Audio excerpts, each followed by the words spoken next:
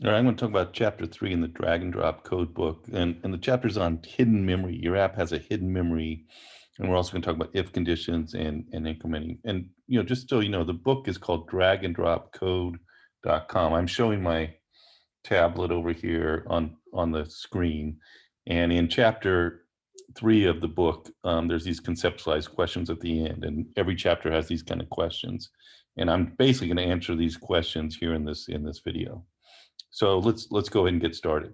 Kind of the first thing is, how are an app's memory cells named differently than the memory cells in a spreadsheet? So people understand a spreadsheet, and you can put stuff in these memory cells. An app kind of has a spreadsheet like that itself, and this picture is a little bit small, but when you're holding your app or you're holding your device and you're running an app, in your mind, envision this kind of spreadsheet, this hidden memory kind of that you can't see it, but it's there, right? So the app's kind of storing things in this memory at all times. And the memory cells are just kind of like spreadsheet cells. And of course, you've also got your code, which with Thunkable is block code, but that's running as your app works.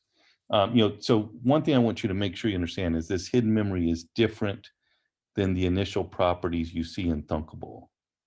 Okay, so I'm just going to bring up Thunkable real quick. So here's this click red app, which was just an app where you click a button and it turns between blue and red.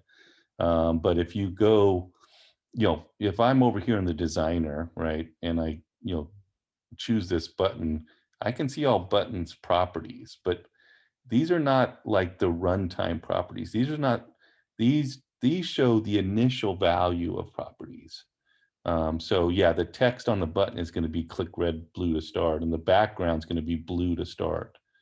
But all you're specifying here is when the app begins, what do you want those values to be? So really, all this data gets transferred into that hidden memory I'm talking about right when the app begins. And just to visualize that, here's a Google sheet, and this is not real, but if you think about this app running, okay, like if I actually previewed this app and ran it, this hidden memory, right when I started running the app, it would grab all these values that you set as the initial values of the properties. It'll stick them in the memory for the app, and then you start running, and when things happen, like when you click this, you see that button turn red, and in the hidden memory, this cell is turning red.